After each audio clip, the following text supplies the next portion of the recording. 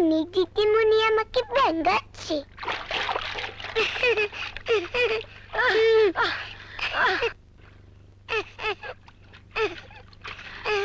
Mini, কি হচ্ছে?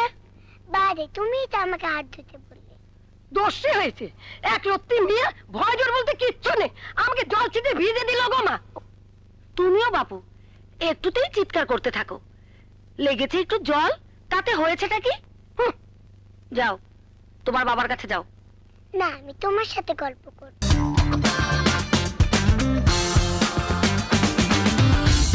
স্বাগত জানাচ্ছি আরটিভির অন স্পট আড্ডায়। আপনাদের সঙ্গে আছি আমি মেহেরা রহমান সিমরান।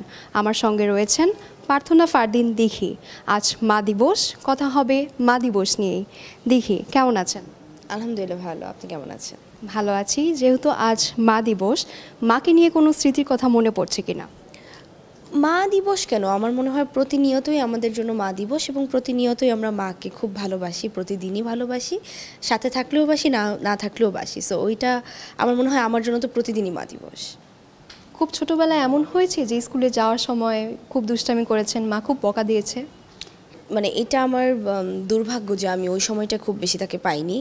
ওই সময়টাতেই আসলে সে অসুস্থতা হয়ে যায়। এমনি আমার যতটুকু মনে পড়ে যে সে আমাকে প্রথম স্কুলে ভর্তি করতে নিয়ে গিয়েছিল, এটা মনে পড়ে, যখন আমি প্লেতে ভর্তি হই। এটা আমার মনে আছে, সে আমাকে প্রথম নিয়ে গিয়েছিল, এবং আমার স্কুল ড্রেস থেকে বানানো শুরু করে সব কিছুই সে তার নিজের হাতেই সব কিছু করেছে। সব কিছু গোছানো, স্কুল ব্যাগটা গোছানো, এগুলো সব তার হাতেই ছিল।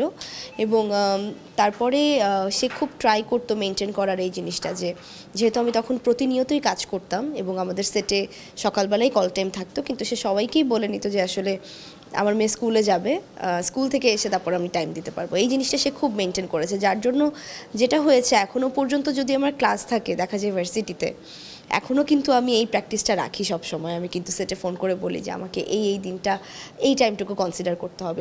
এটা আমার মনে হয় সেই আমাকে করে দিয়ে গেছে। এমনকি কখনো হয়েছে যে স্কুলে যাওয়ার সময় চুলে মা ছুটি বেঁধে দিত বা বেনি করে দিত, অথবা কোনো খুনসুটি হতো সেই মুহূর্তটাতে? আমার মনে পড়ে আমার মাথায় তেল দিত আমার মাই ছোটোবেলায়। আমার যে বড় বড় চুল, এটার যত্ন সেই করতো। তো ওই জায়গা থেকে শুধু স্কুল না, আমাকে সে প্রায়ই মাথায় তেল দেওয়া থেকে শুরু করে সুন্দর করে বেনি করা থেকে শুরু করে আমি তার হাতেই দিতাম। অন্য কারো হাতে আমি আসলে নিতেও পারতাম না, আমার খুব অস্বস্তি লাগতো, ছোট ছিলাম তারপরেও। সো ওই জায়গা থেকে এইরকম অনেক খুনসুটি আছে তার সাথে। এটা আসলে অনেক দিন পর রিকল করছি আপনার বলার কারণে, থ্যাংক ইউ। সো ওই জায়গা থেকে দেখা যেত যে আমার চুল আঁচড়ানো থেকে শুরু করে, এটা মাও কখনো কাউকে হাত দিতে দেয়নি, আমিও আসলে কখনো মনে করিনি যে কেউ আমাকে আর এটা করে দিবে। এটা সম্পূর্ণ তার ডিপার্টমেন্ট ছিল। এমনকি কখনো হয়েছে খুব দুষ্টামি করেছেন আর মা আপনাকে খুব বকা দিয়েছে? এটা তো খুব নর্মাল বাচ্চা মায়ের, তাই না?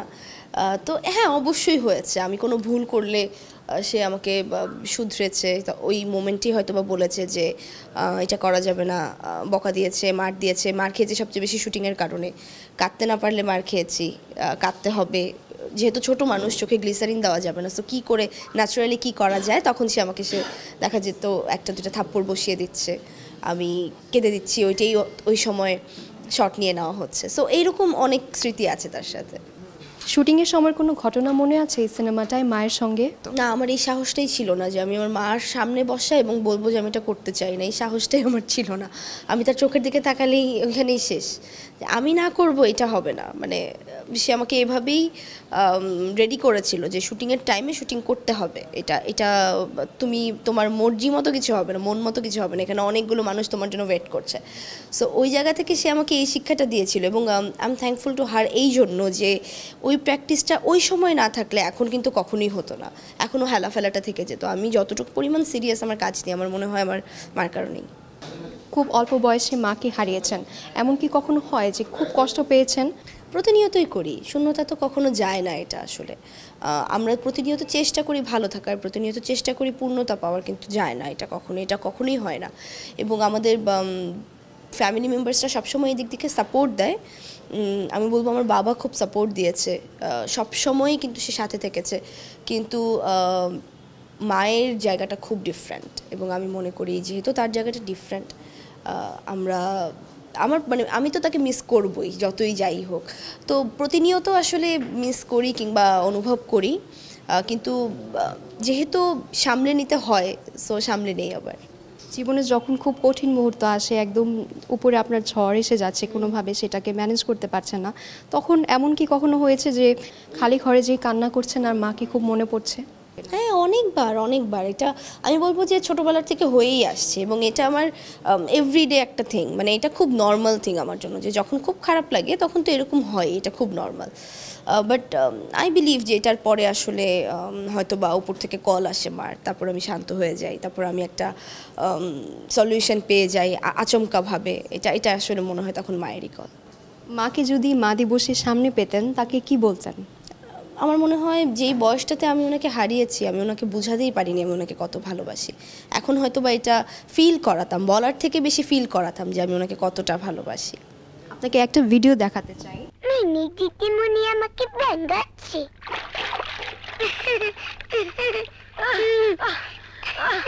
মা এদিকে আসো, ভিজে গেলাম গো মা।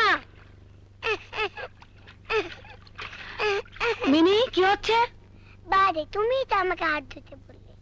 দোষী হয়েছে, এক রত্তি মেয়ে, ভয় জোর বলতে কিচ্ছু নেই, আমাকে জল ছিটে ভিজে দিল গো মা।